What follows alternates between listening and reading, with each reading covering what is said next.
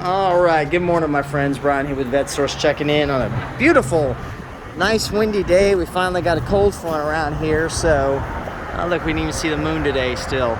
But yeah, we've got some really nice weather finally, no humidity and windy, but I figured I'd come out here and today we would talk about Corvette bodies, okay? The bodies of Corvettes and what they're made of and how they're constructed.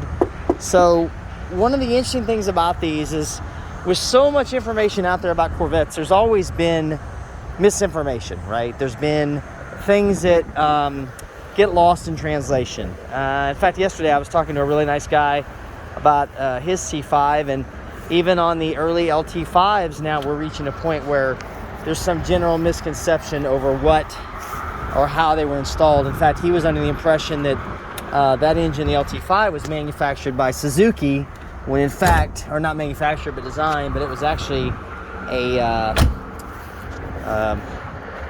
Lotus designed engine. So after talking with him about that, I realized this was something that maybe we could talk about for fun, because funny thing is, even with the early cars, one of the urban legends that we used to have that I don't hear as often anymore, forgot my keys, is that Corvettes used to be made out of steel, back the old ones. And how did you get outside, man? Get back in the house. Go on. So anyway, sorry guys, that's the shop dog. So a lot of times you'd hear people say, or they talk about, oh yeah, I can remember when Corvettes were made out of steel. And they were never made out of steel. They were actually one of the first production cars that was designed with fiberglass, with a fiberglass body. And it was actually kind of cool because it was a new material at the time. Not so much new. I think the actual first patent I remember ever seeing for glass fiber was all the way back in the 1880s. And excuse me while I get this open for you. And Owens Corning kind of perfected the process in the mid to late 1930s into what we have now. Now, the interesting thing about fiberglass, guys, is I'm not going to get too depth. That might be another video where we talk about that.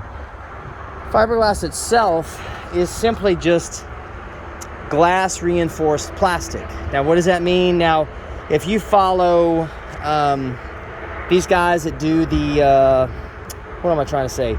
The resin or river tables. These tables they're making out of wood, and then they mix resin in the cracks and the fissures and the blank spots, the dead spots, to make these really beautiful looking tables. That resin essentially is what is used in the production of fiberglass, right? And instead of, in this case where you just got straight resin, what is done with Corvettes and other cars and other things that use it is either a fiberglass mat or fiberglass strands are mixed into the mixture, and it's either pressed into the shape it needs to be, or it's hand laid. There's a lot of different methods, but Corvettes were kind of revolutionary because they built it as the first fiberglass production car. I want to say the Kaiser Franz. I know that car. It was a 52, 53 model, 54 I think also was a fiberglass car, but it was really in low production, so you didn't see too many of them. Now, what I thought I'd do is kind of show you, though, that even though Corvettes are fiberglass, not all the cars are fiberglass. So luckily for us, I have 3 generations of Corvettes here that I can actually talk about. What are you doing here, cat? Man, I got all the animals are out today. So over the years, though, they started out as all fiberglass cars, and then of course they moved slowly to other components were not all fiberglass on the vehicles. So luckily, like I said, there's 3 different models here, generations we can talk about. Now, the C1s were probably the most crude and simplistic in terms of how they were constructed. In fact, there's a video floating around. If I can find the link, I'll put the link in the description below. It's actual video of the guys hand laying and assembling the bodies for the first 53 Corvettes, and it's really cool. It's literally just sheets of fiberglass, and they're pouring resin in between the sheets and smoothing out all the bubbles and making a car out of it. It's kind of funny that when you think about how simplistic it is. So C1s are really simple. There's not even a steel bird cage underneath the structure. Wow, the wind is a lot stronger than I thought. There goes the cat. We'll see how this comes out on video. So literally a C1, you can almost cut the car in half if you needed to. It was wrecked, and it's done a lot, and glass it back together again and make two cars into one. So that's done a lot. So very simple. Now we get into the C2s, right, where they actually started to get a little more sturdy. Okay, now you can tell if you hear me talking on this, this is really a strong body panel, and it's actually quite thick. Now the C2s was where the bird cage was introduced. All right, so the bird cage is a steel, basically. You know what? There might be one in this book. Let me see here. Let me show you here. Ah, here you go. There you go. So there is your bird cage structure, right? That's what the bird cage refers to. Everything you see in the darker material, that is metal, okay? And that's the foundation of the car. And of course, you can see this guy on the assembly line. As he's putting this together, he's installing the fiberglass floor in the car. Fiberglass firewall will go in. There's a lot of cool information there. But anyway, these C2 Corvettes are comprised of quite a few panels, that basically 14 panels that make up this entire car. But even the C2s, not everything is fiberglass. The majority of it is, but there's a couple of panels that they needed to use alternative materials. So starting from the front, you've got obviously your corner piece here is fiberglass, your fender is fiberglass, your upper surround is fiberglass. These are all individual panels, by the way. Your upper surround includes everything going around here to this side. Your hood's fiberglass. These, though, the headlight buckets are metal because the fiberglass would not hold up, I don't think, to torsional stress over time, and they were always just made. This is actually just pot metal. You coming back here, the grill's here, the only other metal part on this car, other than the gas door that's painted. The doors are actually fiberglass. The doors are fiberglass on the inside and the outside of the car. So typically, sometimes in newer cars, you'll see metal doors and metal frames. These are fiberglass with a steel beam going between through them. Your quarter panels are fiberglass on this car, and of course your rear upper halo, and then you can't see because I've got it covered. Your taillight panel and your finish panel are all fiberglass on this car as well. So they still were utilizing mainly a fiberglass construction, and of course that's a really good visual of all those panels laid out in a jigsaw puzzle. Like now, for somebody that might ask inevitably, if you're not aware, how in God's name do they get all these panels put together? You can kind of see it here. See if my camera will go in here. See this channel right here? That is a separate piece of fiberglass that from the back joins the two pieces together. That's called a bonding strip. And from the outside, sometimes as they get older, you can actually see the seam where the two panels are joined, but on this car you can't see it. So I think on my orange car, my orange flame, you can see it. I'll show you guys in a minute. But that was how they put these together, was the bonding strips in the back. Now we move into C3s, right? And the C3s, they maintained a fiberglass only body structure up until 1969. That was really kind of the last year where everything, except for the windshield wiper panel and the headlights again, but everything else body-wise was fiberglass on those cars. And then when they went into the 70s, you started seeing the 8-crate grills, the ornaments on the side, which turned into a pot metal construction. Now, by the time 73 came along, we got plastic front bumpers on the cars, right? So we started out with plastic front bumpers. And we also, in 74, we received plastic rear bumpers as well. So by 76, you've still got quite a few fiberglass panels. You've got the upper surround, you've got the fenders, and actually on here you can see, this is darkening right there. That's that bonding strip. You can see it from the back, and it's just a process of the paint as it gets a little bit older. So metal headlight doors, plastic front bumper, fiberglass upper surround, fiberglass fenders, fiberglass hood, pot metal grill on the hood there. You've got fiberglass T-tops, you've got fiberglass doors with an inner, and there's just a skin. The inner portion of this door is metal in here. All that, in fact, you can see right here, that's all metal that the fiberglass is attached to. Fiberglass quarter panels, fiberglass upper halo, and then of course a plastic rear bumper.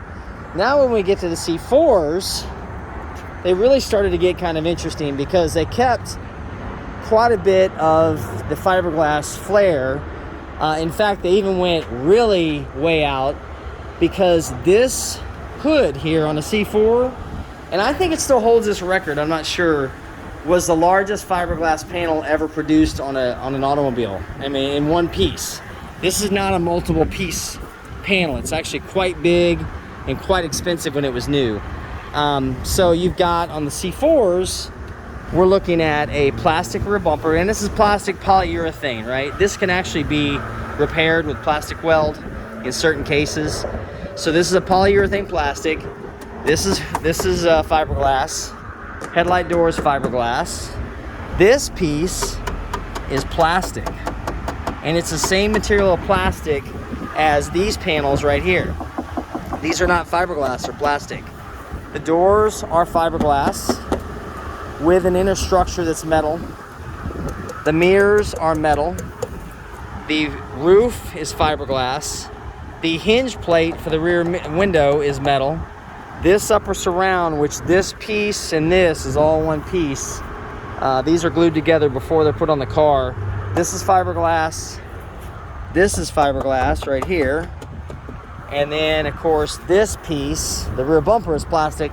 The other thing that's plastic I forgot about when I was taking my notes was this rocker panel down here is also plastic. So when you look at it, it's about a 50-50 mix. Oh, and the gas door on this car is also made out of metal. So there are two painted body panels on this car that are metal. There are, let's see, 1, 2, 3, 4, 5, 6, 7, 8, 9 or so fiberglass panels, and there are 1, 2, 3, 4, 5, 6, 7, 8, at least 8 panels that are non-traditional fiberglass or plastic. So, you know, there begs the issue. Yeah, your Corvette's fiberglass, but it's also a lot of other things. Now, when we get into C5s, I don't have the C5 here that I was dismantling, that I made a few videos of last year. But the C5 Fords went even further. So you've got a plastic front bumper on a C5. You've got, they went back to fiberglass. Well, they were the fiberglass headlight lids on the C5s, which are always a problem. They're always broken. The fenders, the entire fender on a C5 Corvette, you know, of course it runs from here down to here, is made out of a polyurethane plastic. It's the same material they made the F-bodies out of, the 93 through 02s, that plastic material.